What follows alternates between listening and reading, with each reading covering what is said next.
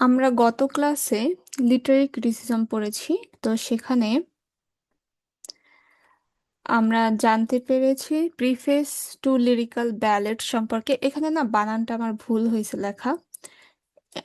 Lyrical ব্যালেডস হবে, এখানে একটা এস আছে আর এটা বড় হাত হবে, যেহেতু এটা একটা বইয়ের নাম তো সেজন্য বড় হাতের হবে। ঠিক আছে, এটা আমি আর ঠিক করতে ভুলে গেছিলাম। যাই হোক, দেখো, প্রিফেস টু লিরিক্যাল ব্যালেডস এটা উইলিয়াম ওয়ার্ডসওয়ার্থ লিখেছেন। এটা হচ্ছে লিরিক্যাল ব্যালেন্সের ভূমিকা। এই যে ক্রিটিসিজমের এই সাবজেক্টটা, এখানে লিরিক্যাল ব্যালেন্স উইলিয়াম ওয়ার্ডসওয়ার্থ কেন লিখেছেন সেই বিষয়টা তিনি ব্যাখ্যা করেছেন। আমি তোমাকে শর্টে এর আগের ক্লাসের কথা বলি। সেটা হচ্ছে উইলিয়াম ওয়ার্ডসওয়ার্থ তিনি রোমান্টিক এইজ পিরিয়ডটা শুরু করেন কিভাবে, লিরিক্যাল ব্যালেন্স কাব্যগ্রন্থ রচনার মাধ্যমে বা পাবলিশের মাধ্যমে। এটি 1798 সালে পাবলিশ হয়। উইলিয়াম ওয়ার্ডসওয়ার্থ এবং তার বন্ধু এস.টি. কলেরিজ এরা দুজনে একত্রে কবিতা ছাপান। তো সেখানে এই লিরিক্যাল ব্যালেটসের 23টা কবিতা ছিল, 4টা ছিল এস.টি. কলেরিজের, 19টা ছিল উইলিয়াম ওয়ার্ডসওয়ার্থের। তো তারপরে অনেক লেখকরা অনেক এই বিষয় নিয়ে আলোচনা করে যে উইলিয়াম ওয়ার্ডসওয়ার্থ এবং এস.টি. কলেরিজ এগুলো কি লিখেছেন এই বিষয় নিয়ে আলোচনা করে। কারণ তৎকালীন সময়ে লেখা হতো ধনীদের ব্যাপারে এবং লজিক্যাল ওয়েতে লেখা হতো। সেখানে নিয়ম মাফিক কিছু লেখা হতো বা ছন্দ ইউজ করে লেখা হতো। কিন্তু উইলিয়াম ওয়ার্ডসওয়ার্থ মনে করতেন যে আমাদের যে কবিতা সেটা হবে আমাদের অনুভূতির একটা প্রকাশ। আমরা যেটা অনুভব করি সেটারই একটা প্রকাশ হবে আমাদের কবিতা। সেজন্য তিনি মনে করতেন যা আমাদের আবেগ বলবে আমরা সেটাই খাতায় লিখব। তো এইভাবে তিনি আর কি কবিতাগুলো লেখেন, এই জন্য আর কি সবাই সমালোচনা করেন। এই সমালোচনার পরিপ্রেক্ষিতে উইলিয়াম ওয়ার্ডসওয়ার্থ করেন কি, 1800 সালে প্রিফেস লিখে দেন। লিরিক্যাল ব্যালেন্সের যে দ্বিতীয় যে পাবলিকেশনটা ছিল সেখানে শুরুর যে পেজ ছিল সেখানে তিনি একটা প্রিফেস লিখেন। এখন প্রিফেস হচ্ছে কি, প্রিফেস হচ্ছে একটা ভূমিকা। লিরিক্যাল ব্যালেন্স তিনি কেন লিখেছেন সেই বিষয়ে তিনি বিস্তারিত এখানে আলোচনা করেছেন।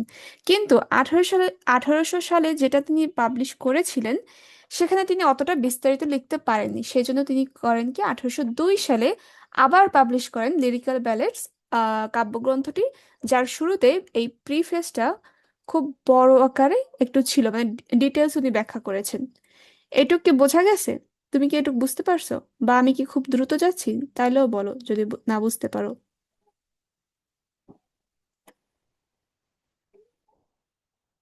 হ্যালো, একটু বলো তো।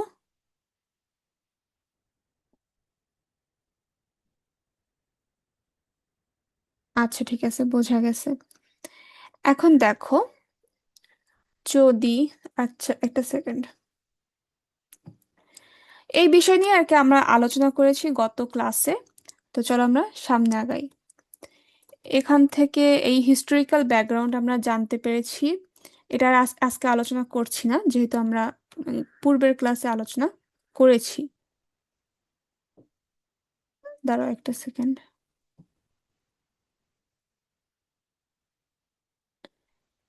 তারপরে এখানে আলোচনা করেছি ইন্ডাস্ট্রিয়াল রেভলিউশন সম্পর্কে। আর আচ্ছা, তোমরা কি ক্লাসটা দেখেছো? আমার খেয়াল নাই যে কোন পর্যন্ত পড়াইছিলাম।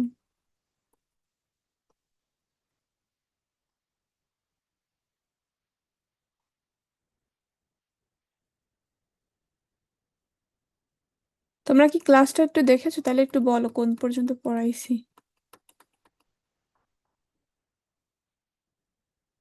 আচ্ছা দেখো, যে পর্যন্তই পড়াই না কেন আমরা এই থেকে শুরু করি, যেহেতু তোমরা আবার নতুনে আসছো, সেক্ষেত্রে এখান থেকে শুরু করি।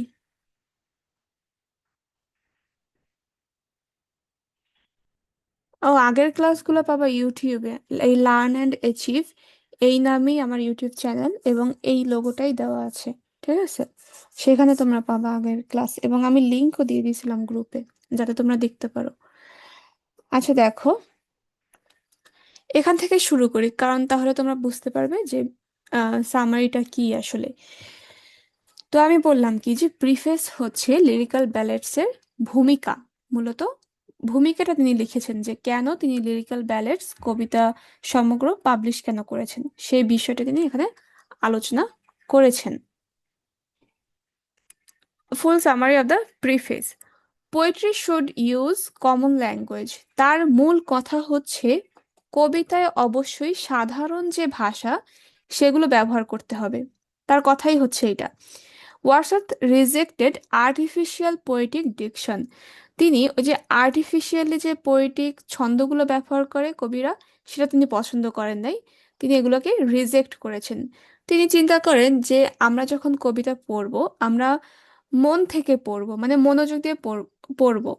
যদি আমরা আর্টিফিশিয়ালি কিছু অ্যাড করি, সেটা বুঝতে হলে আমাদেরকে অনেক সময় ওই শব্দের অর্থ শিখতে হবে, বা ডিকশনারি খুঁজে ওই শব্দের অর্থ বুঝতে হবে, বা ওই ছন্দটা বুঝতে আবার ওই লাইনগুলো পড়তে হবে। কিন্তু আমরা যদি একবারে সহজ ভাষায় লেখা থাকলে আমরা যদি একবারে পড়ে যাই, তাহলে আমাদের আবেগটাও আমরা বুঝতে পারবো। আমাদের মনের একটা কি বলে ওই যে ধারাবাহিকতা থাকবে।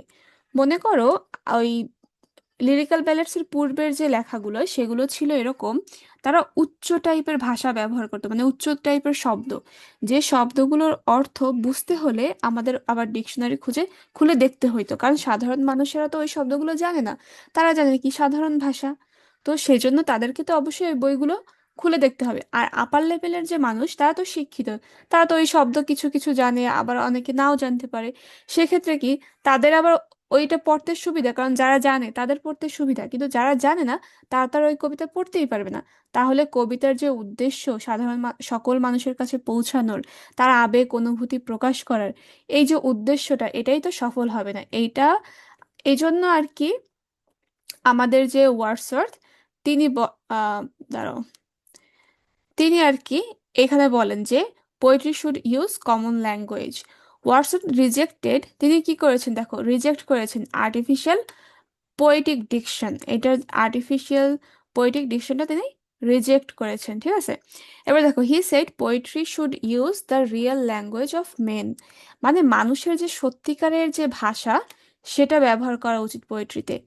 তিনি বিশ্বাস করেন যে অর্ডিনারি রুরাল পিপল, যারা আর কি আঞ্চলিক মানুষ বা গ্রামের যে মানুষ, এক কথায় সাধারণ মানুষ বুঝাইছেন তিনি। সেই সাধারণ মানুষের কথা বলেছেন যে স্পিক ন্যাচারালি অ্যান্ড ইমোশনালি। তারা কিভাবে কথা বলেন?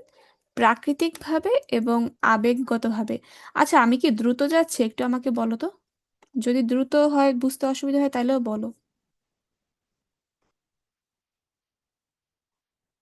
একটু জানাও মাইক অন করে বা কমেন্টে।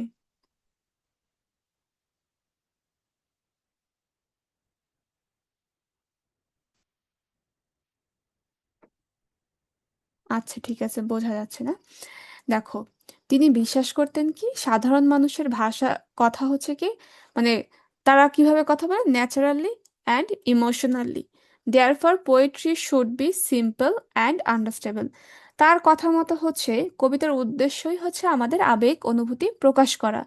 সেই আবেগ অনুভূতি প্রকাশ করব আমরা এমন ভাবে যেন সেটা খুব সাধারণ হয় এবং সাধারণ মানুষ যেন বুঝতে পারে। এটা হচ্ছে তার কথা, মূল কথা। বুঝছো? যে আমরা যেহেতু কবিতা লিখছি মানুষের জন্য, সেই মানুষগুলো যেন বুঝতে পারে, আমরা সেই ভাষা ব্যবহার করব, আমরা সেই শব্দ ব্যবহার করব। এটা তার মত। তো সেই বিষয়টা তিনি প্রিফেসে বলেছেন, প্রিফেস টু লিরিক্যাল ব্যালেটসে বলেছেন। এরপরে দেখো, দ্বিতীয় কথা হচ্ছে, উম, দেখো এ কি হইলো, দাঁড়ো, রাস্টিক লাইফ, এগুলো যাচ্ছে না কেন? হ্যাঁ গিয়েছে, এখন দেখো, এই যে rustic life as the best subject. Rustic তো তোমরা বুঝো, যে গ্রামীণ জীবন। গ্রামীণ জীবন হচ্ছে একটা বেস্ট সাবজেক্ট, মানে খুব ভালো একটা বিষয়বস্তু। আমি তোমাকে একটা বিষয় জানাই, সেটা হচ্ছে ফ্রেঞ্চ রেভলিউশন। যখন ফরাসি বিপ্লব হয়, ওই সময়কার আহ, অবস্থা ছিল এরকম যে শিল্প কারখানার অনেক বৃদ্ধি পায়, যে কারণে শহরের যে জীবনযাত্রা, তারা অনেক কাজে ব্যস্ত হয়ে যায় সকল মানুষ। আর অধিক মাত্রায় শিল্প কারখানা কলকারখানা হওয়ায় অধিক শ্রমিক গ্রামীণ জীবন মানে গ্রাম থেকে উঠে আসে শহরে, যে কারণে শহরে অনেক লোকজনের বৃদ্ধি পায় এবং মানুষ ওখানে করাপ্টেড হয়ে যায়, দুর্নীতিপরায়ণ হয়ে যায় এবং কম টাকায় শ্রম বেশি তাদের হয়ে দিতে হয়। তারপর রোবোটিক স্টাইলে লাইফ ওখানে দেখা যায়। তোমরা যদি ঢাকা গিয়ে থাকো তাহলে আমাদের ঢাকা শহরেও দেখা যাবে যে তারা কিন্তু সকাল সন্ধ্যা একটা কাজের প্রেশারের ভিতরেই থাকে, তাদের জীবনটাই কিন্তু কাজের কর্মর মধ্যে থাকে। সকালে উঠবে, কাজে যাবে, রাত্রে আসবে, খাবে, ঘুমাবে, আবার সকালে উঠবে, যাবে, এরকম একটা অবস্থা। তো ওই ওয়ারশোর যে সময় আর কি ছিলেন, ওই সময় শহরের অবস্থাটা ওই রকম ছিল। তো যে কারণে তিনি বলেন আসলে শহরের যে এই জীবনটা এটা আসলে ভালো না, এর থেকে রাষ্ট্রিক যে জীবনটা এটাই সুন্দর ছিল, তিনি এটা মনে করতেন। তারপর আর তিনি দেখবা আমরা সেকেন্ড ইয়ার যে টিনটার ন্যাবে পড়েছি, সেখানেও কি তিনি কিন্তু গ্রামীণ সাইডে আর কি গিয়েছিলেন, মানে প্রকৃতির মাঝে। তিনি কিন্তু প্রকৃতি প্রেমী ছিল। আমরা জানি তিনি প্যান্থিয়িজমে বিশ্বাস করেন। প্যান্থিয়িজম মনে আছে তোমাদের? এখানে লেখা যাচ্ছে না, যাই হোক। তিনি প্যান্থিয়িজমে বিশ্বাস করেন। প্যান্থিয়িজম হচ্ছে যে ওই বিষয়টা যেটা হচ্ছে যে nature is god, god is nature, নাউজুবিল্লাহ, যেটা আসলে আমরা বিশ্বাস করি না, কিন্তু তার বিশ্বাস ছিল এটা। এবং তিনি মনে করতেন প্রকৃতির হিলিং পাওয়ার রয়েছে, এসব কিছু নিয়ে বিশ্বাস করতেন। তার মত মানে তিনি রুরাল লাইফ কেন বেশি পছন্দ করতেন সেটা দেখো। সেটা হচ্ছে ইমোশনস আর, একটা মিনিট দাঁড়াও, ইমোশনস আর সিম্পল অ্যান্ড সিনসিয়ার। তার মতে কি আবেগ হচ্ছে খুবই সাধারণ এবং খুবই সিনসিয়ার। মানে গ্রামীণ মানুষের আবেগ সেটা খুবই সরল সোজা, এটা আর কি তিনি বুঝাইতে চেয়েছেন। People leave close two nature, গ্রামের মানুষ কি প্রকৃতির মাঝে বাস করে, close two nature. Human passions grow naturally, মানে মানুষের যে প্যাশনটা সেটা বৃদ্ধি পায় প্রাকৃতিকভাবে। অ্যাকর্ডিং টু হিম, তার মতে সিটি লাইফ করাপ্টস হিউম্যান ফিলিংস। তার মতে সিটি লাইফ কি করে, মানুষের যে আবেগ সেটাকে করাপ্ট করে ফেলে। বাট রাস্টিক লাইফ প্রিজার্ভস পিউরিটি, তার মতে গ্রামীণ যে জীবনটা সেটা সেখানে পবিত্রতা থাকে, এটা তার মত। ঠিক আছে, এই বিষয়টা তো বুঝছো যে কি কারণে তিনি রাস্টিক লাইফটা মানে বেশি চয়েস করেছেন, মানে চুজ করেছেন তিনি কেন। এরপরে দেখো,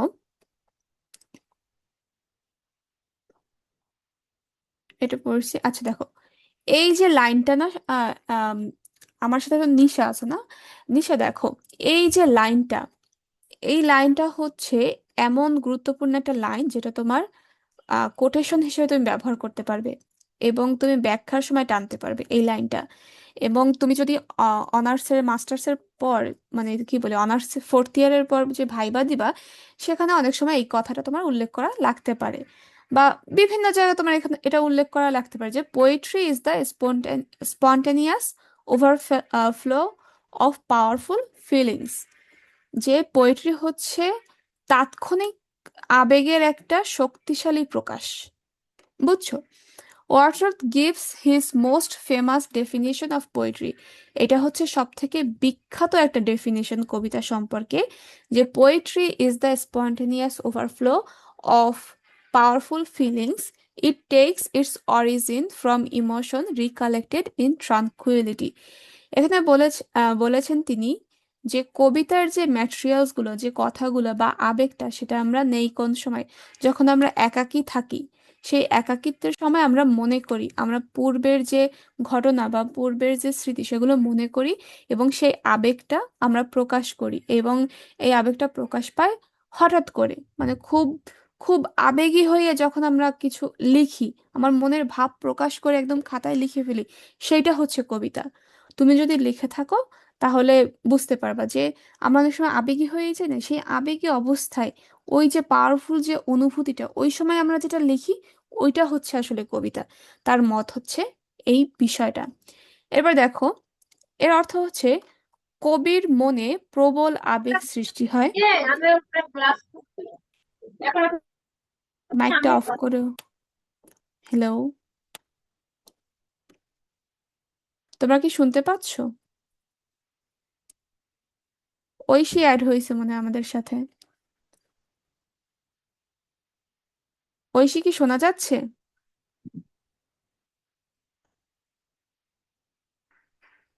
Oishi,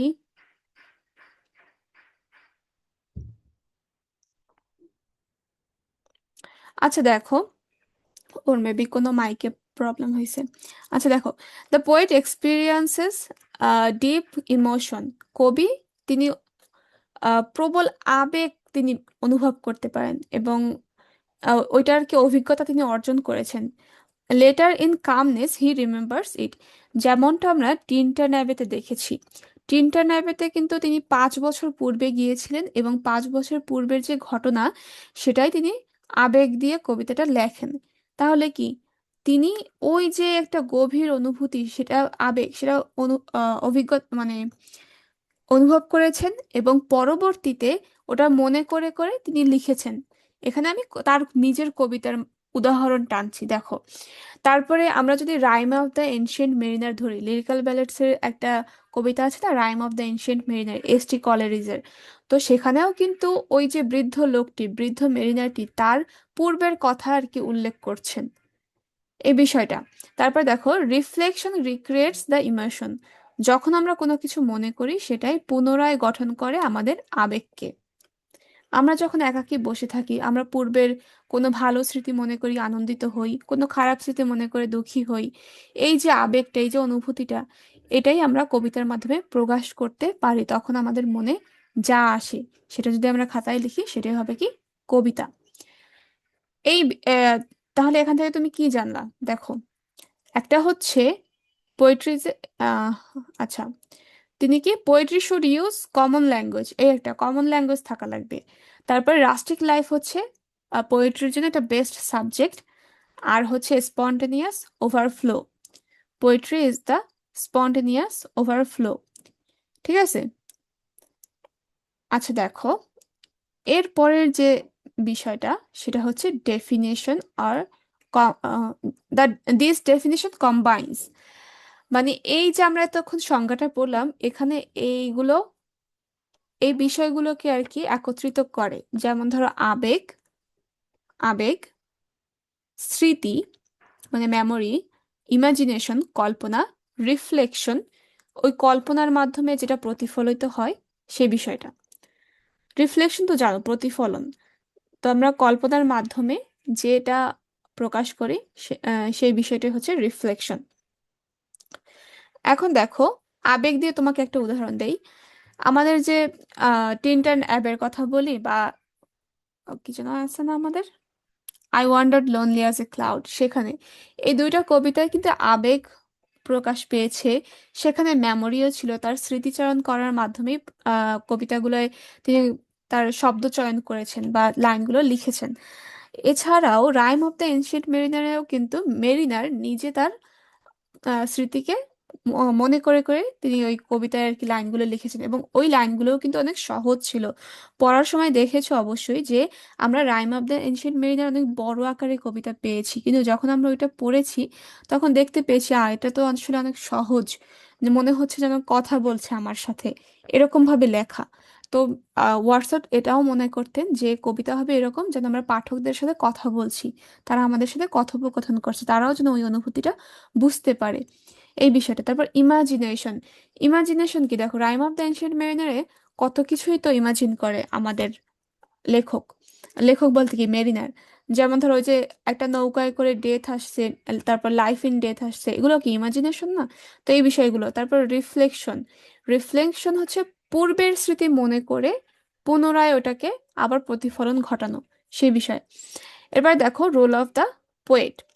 Wordsworth defines the poet as a man speaking to main.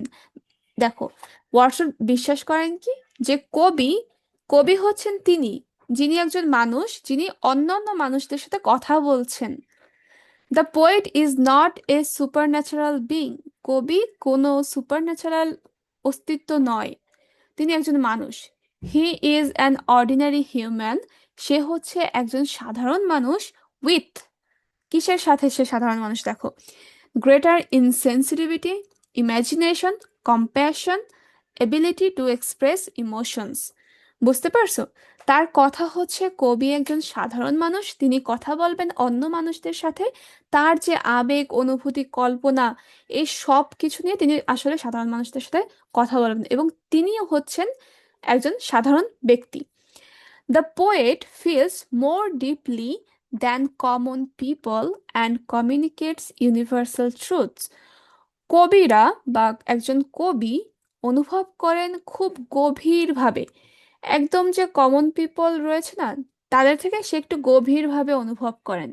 সেই অনুভূতিটাই তিনি প্রকাশ করেন, অথবা কমিউনিকেট করেন অন্য অন্য যে সাধারণ মানুষ আছে তাদের সাথে। এইটুকু কি বোঝা গেছে? এখানে বলছি এটা যে কবি হচ্ছেন একজন সাধারণ মানুষ যিনি অন্য মানুষদের সাথে তার আবেগ অনুভূতি দিয়ে কথা বলেন।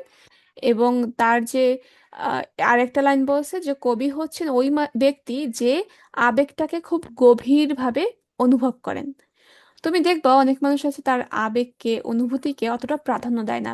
তিনি তার কাজে ব্যস্ত হয়ে যান বা অন্য অন্য কিছু করেন, মানে তিনি কোনো না কোনো কাজে আটকে যান বা কোনো কিছু নিয়ে আনন্দে থাকেন, কোনো কিছু নিয়ে আহ চিন্তায় থাকেন, এরকম। কিন্তু কবিরা হচ্ছে আবার তাদের থেকে ভিন্ন। যেমন কবিরা ওই অনুভূতিটা নিয়ে ভাবেন, তারও গভীরভাবে অনুভব করেন ওই বিষয়টা, এবং তার ফলই হয়ে যায় কি একটা কবিতা। তারা যখন ওই অনুভূতিটা খাতায় লিখেন, সেটা হয়ে যায় একটা কবিতা। এই বিষয়টা এখানে বলা হয়েছে। এরপরে দেখো,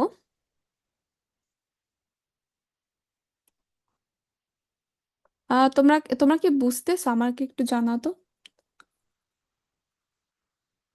একটু জানাও যে বুঝতেছো কিনা, বা মাইক অন করে বলো, সমস্যা নেই।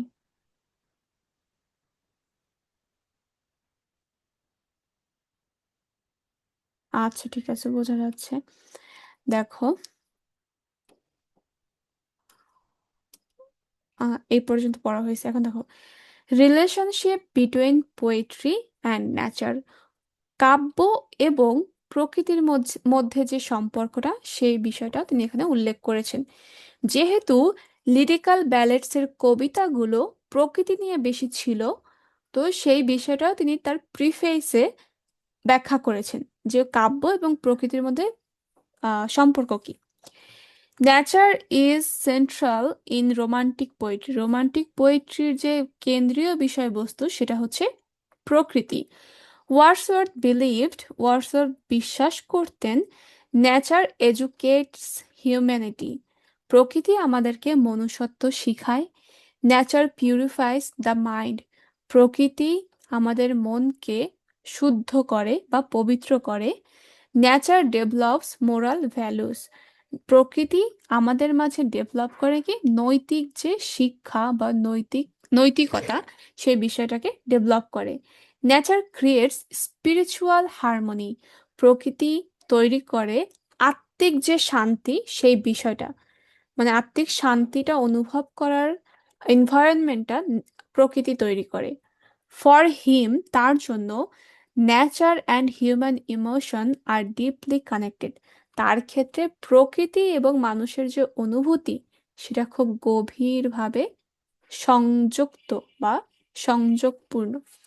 এরপরে দেখো, পোয়েট্রি অ্যান্ড সায়েন্স। কাব্য এবং বিজ্ঞান। Wordsworth says poetry and science seek truth. Wordsworth বলেন যে কবিতা বা কাব্য অ্যান্ড এবং বিজ্ঞান হচ্ছে সত্যকে খোঁজে। কাব্য এবং বিজ্ঞান দুটোই সত্যকে খোঁজে। But poetry gives emotional pleasure along with truth. কিন্তু কবিতা আমাদেরকে আবেগ, মানে ইমোশনাল আনন্দ দেয়, বুঝছো, আবেগপূর্ণ আনন্দটা দেয় সত্যের সাথে। Science appeals mainly to reason, but poetry appeals to heart, imagination, emotions. দেখো, তিনি এখানে বলেছেন পোয়েট্রি এবং সায়েন্সের মধ্যে একটু সিমিলারিটি রয়েছে, দুটোই আমাদেরকে সত্য দেয়। তবে পোয়েট্রি আমাদেরকে আবেগীয় আনন্দ দেয় সত্যের সাথে সাথে, কিন্তু সায়েন্স শুধুমাত্র আমাদেরকে রিজন দেয় যে এটা কেন হয়েছে, ওইটা কেন হয়েছে, এর কারণগুলো দেয়। কিন্তু পোয়েট্রি আমাদের সামনে আসে কিরকম, মানে আমাদের হৃদয়কে টাচ করে, আমাদের কল্পনাকে নাড়িয়ে দেয়, আমাদের আবেগকে সে নাড়া দেয়। এই বিষয়টা তিনি বলেছেন যে কবিতা আমাদের হৃদয়ের হৃদয়ের উত্তেজনা সৃষ্টি করে, কল্পনা শক্তি বাড়িয়ে দেয়, ইমোশন আবেগ বাড়িয়ে দেয়, এই সব কিছুকেই মানে সব কিছুতেই আমরা অনুভব করতে পারি কবিতা। কল্পনায়ও আমরা পোয়েট্রি অনুভব করতে পারি, হৃদয়ের মাধ্যমে আমরা অনুভব করতে পারি, আবেগের মাধ্যমে আমরা অনুভব করতে পারি। তুমি দেখবে আমরা যখন I wonder lonely as a cloud পড়েছিলাম, তখন কিন্তু আমরা ওই সিচুয়েশনটা কল্পনা করেছি। আমরা যখন ওটা মনোযোগ দিয়ে পড়েছি তখন কিন্তু আমরা একটা লেককে ভেবেছি যেখানে চারপাশে ড্যাফোডিল ছিল, ওই ফুলগুলো বাতাসে নড়তে ছিল। তারা ওই যে এখন আর কি উনি বলে যে ফুলগুলো বাতাসে নাচতে ছিল, এবং 10,000-এর মতো আমি দেখেছি। তখন কিন্তু আমরা ওই ওই সিনারিগুলো কি কল্পনা করেছি না? তাহলে ওই কবিতার মাধ্যমে কি আমাদের ইমাজিনেশন পাওয়ারটা এটা সামনে এসেছে না? তো কবিতা আমাদেরকে এই বিষয়গুলোকে মানে হৃদয়, কল্পনা এবং আবেগ এই তিনটিকেই নিয়ে আসে সামনে, এই বিষয়টা তিনি বলেছেন। আর সায়েন্স, বিজ্ঞান শুধুমাত্র রিজন নিয়ে কাজ করে। আমরা বিজ্ঞান পড়লে শুধুমাত্র বুঝতে পারবো যে এর কারণ কি, ওইটার কারণ কি, বা ওইটার কারণ কি, এরকম ভাবে আমরা রিজন গুলো বুঝতে পারি। কিন্তু কবিতার মাধ্যমে আমরা আমাদের এই তিনটা জিনিসই আম, মানে কবিতা পড়ার সময় এই তিনটা জিনিসই ব্যবহার হয় আমাদের, এবং আমরা বুঝতে পারি যে কবি কি বুঝাইতে চেয়েছেন। আচ্ছা দেখো, আচ্ছা আমি এটুকু কি বুঝাইতে পারছি বলো তো? একটু বলো তো যেটুকু বোঝানো গেছে কিনা, মানে আমি আমার ভাষায় তোমাদেরকে প্রকাশ করতে পেরেছি কিনা সেটা বলো। আচ্ছা, বোঝা গেছে, ঠিক আছে। এরপর দেখো, এর পরের যে ফাংশন অফ পোয়েট্রি, তিনি প্রিফেস টু লিরিক্যাল ব্যালেটসে তিনি এই পোয়েট্রির যে ফাংশন সেগুলো নিয়েও কথা বলেছেন। সেটা হচ্ছে কি, the main aim of poetry is, কাব্যের মূল লক্ষ্য কি? এই তিনটা, কাব্যের মূল লক্ষ্য হচ্ছে টু গিভ প্লেজার, আনন্দ দেয়া, two reveal truth about human life, মানুষের সম্পর্কে, মানুষের জীবন সম্পর্কে সত্য রিভিল করা বা উন্মোচন করা, to deepen sympathy and humanity, এই সিম্প্যাথি এবং হিউম্যানিটিকে গভীরতা দেওয়া। Poetry refines human emotions and moral understanding, poetry refine করে মানুষের আবেগকে এবং নৈতিক মূল্যবোধকে। এরপরে দেখো ইম্পর্টেন্ট থিম আমরা এখন দেখব। এর ইম্পর্টেন্ট থিম হচ্ছে romanticism. The preface establishes romantic ideals, emotion over over reason, মানে রিজনের থেকে ইমোশনকে তিনি প্রাধান্য দিয়েছেন। প্রো সিভিলাইজেশনের উপরে নেচারকে প্রাধান্য দিয়েছেন, লজিকের উপরে ইমাজিনেশনকে প্রাধান্য দিয়েছেন, আর্টিফিশিয়ালিটির উপর সিম্পলিসিটিকে তিনি প্রাধান্য দিয়েছেন। আর এই যে রোমান্টিসিজমের থিম হচ্ছে এই কয়টা, আর এই প্রিফেসেরও থিম হচ্ছে রোমান্টিসিজম, এবং রোমান্টিসিজমে কি কি রয়েছে এটা হচ্ছে এখানে দেয়া আছে। ঠিক আছে, এরপর দেখো ডেমোক্রেসি ইন লিটারেচার, ডেমোক্রেসি কি? স্বাধীনতা। তাহলে সাহিত্যের স্বাধীনতা তিনি বলেছেন। যেহেতু আগের লেখকরা আপার ক্লাসদের জন্য লিখতেন, তিনি চেয়েছেন কি লিটারেচার স্বাধীন হোক, সবার জন্য লেখা হোক, সবাই এটা যেন স্বাধীনভাবে পড়তে পারে, তার নিজেদের ভাষায় পড়তে পারে, সহজভাবে বুঝতে পারে। Wordsworth gave importance to common people, everyday experiences, rural life. This was revolutionary in English literature. এটা ছিল কি বৈপ্লবিক বা বৈপ্লবিক তো বলে নাকি, যে রেভলিউশনারি ছিল ইংরেজি সাহিত্যে। এখন বলো কেন ছিল? কারণ ওয়ার্ডসওয়ার্থের লেখা লিরিক্যাল ব্যালেডস কাব্যের মাধ্যমেই রোমান্টিক এজটা শুরু হয়। তার আগে সবাই লিখতো অন্যরকম স্টাইলে, কিন্তু শুধুমাত্র ওয়ার্ডসওয়ার্থই প্রথম কবিতা বা কাব্যগ্রন্থ পাবলিশ করেন তার বন্ধুর সাথে, সেটা হচ্ছে লিরিক্যাল ব্যালেডস, এবং যার মাধ্যমে তিনি সহজ ভাষা ব্যবহার করেন, আবেগকে প্রাধান্য দেন, অনুভূতি শেয়ার করেন, তার অভিজ্ঞতা শেয়ার করেন। তিনি এই সব কিছুই এখানে প্রকাশ করেন। তার মানে কি, তিনি স্বাধীনতা দিয়েছেন লিটারেচারকে, এবং এই যে পদক্ষেপটা এটা ছিল একটা রেভলিউশনারি, কারণ ওই সময়ের লেখকদের বিরুদ্ধে গিয়ে তিনি এটা লিখছেন বলা যায়। যেহেতু তিনি তাদের মতো লিখেন নাই, নিজের মতো করে লিখেছেন, সেটা ছিল কি একটা রেভলিউশনারি অ্যাকশন। আর তিনি তখন জানতেন না না যেটা, যে এই বিষয়টা মানুষ গ্রহণ করবে কিনা, তারপরে তিনি এগুলা লিখেছিলেন। এরপর দেখো নেচার। নেচার অ্যাক্টস, মানে নেচার হচ্ছে এই যে প্রিফেস, এই প্রিফেসের একটা থিম। তো নেচার বলতে আমরা কি বুঝি? নেচার অ্যাক্টস অ্যাজ টিচার, শিক্ষক, হিলার, একজন মানে হিল করে যে, মরাল গাইড, স্পিরিচুয়াল ফোর্স। তো প্রকৃতির এই গুণাবলী। এরপর দেখো ইমাজিনেশন অ্যান্ড ইমোশন, এটাও হচ্ছে একটা থিম প্রিফেস টু লিরিক্যাল ব্যালেটসের। Poetry comes from deep feelings, গভীর অনুভূতি থেকে কবিতা আসে। ইমাজিনেটিভ কালেকশন, রিকালেকশন, কাল্পনিক যে আমরা মানে স্মৃতিচারণ করি সেই বিষয়টা। ইনার এক্সপিরিয়েন্স মানে আত্মিক যে অভিজ্ঞতা, সেই বিষয়টা।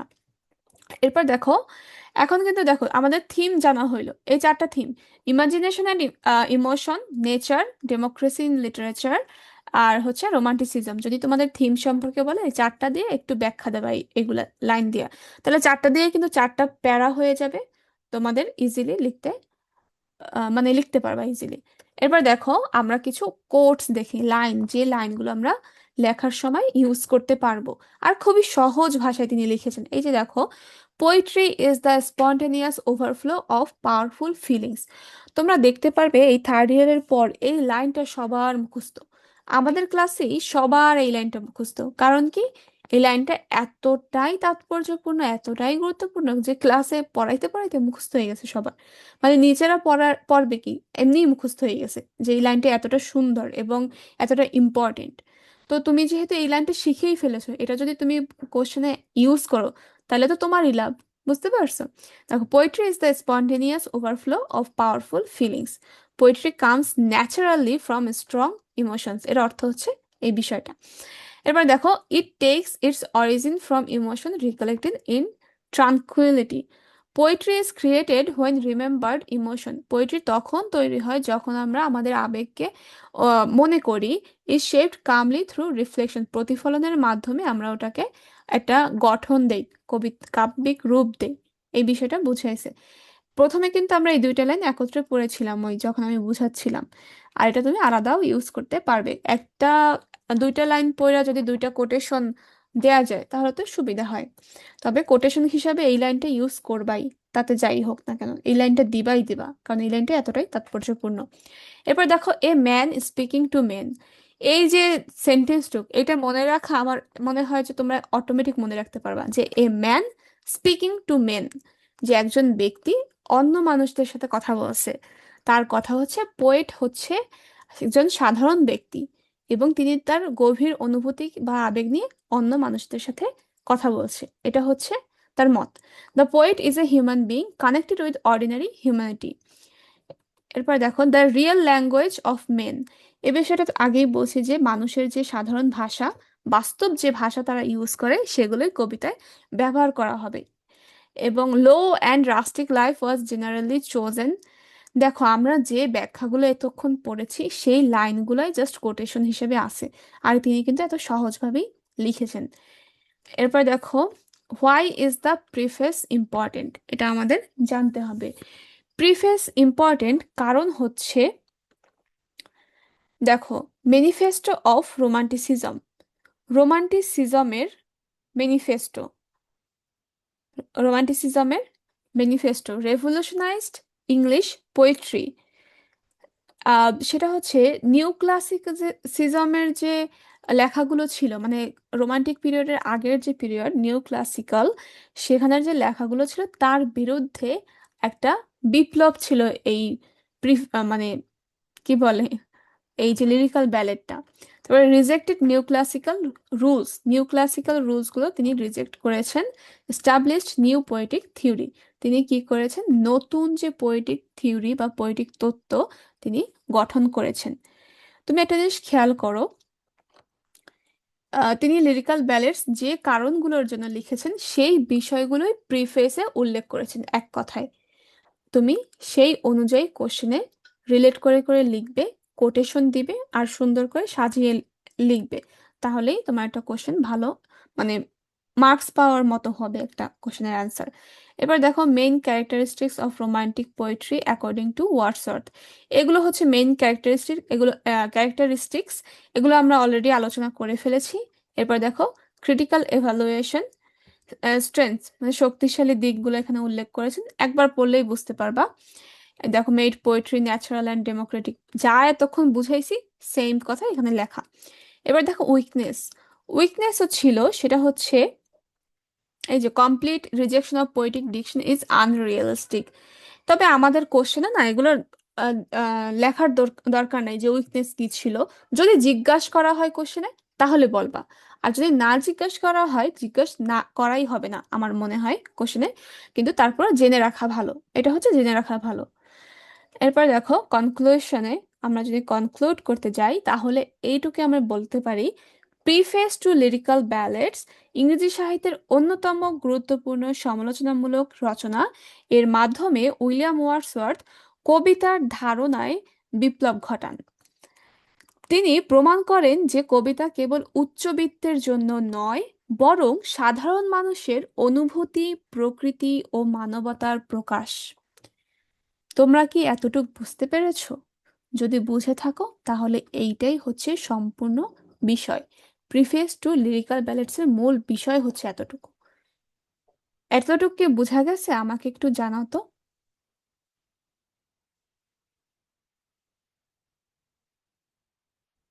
সুরাইয়া নাসরিনও আমাদের সাথে যুক্ত হয়েছে।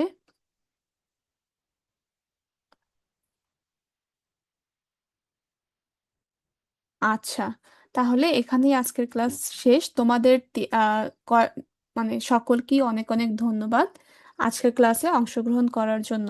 আমি আশা করি নেক্সট ক্লাসে তোমরা সবাই থাকবে, কারণ পরবর্তী ক্লাসে আমরা আরেকটা লিটারি ক্রিটিসিজমের আরেকটা বিষয় নিয়ে আলোচনা করব। তো তোমাদেরকে অনেক অনেক ধন্যবাদ। আল্লাহ হাফেজ।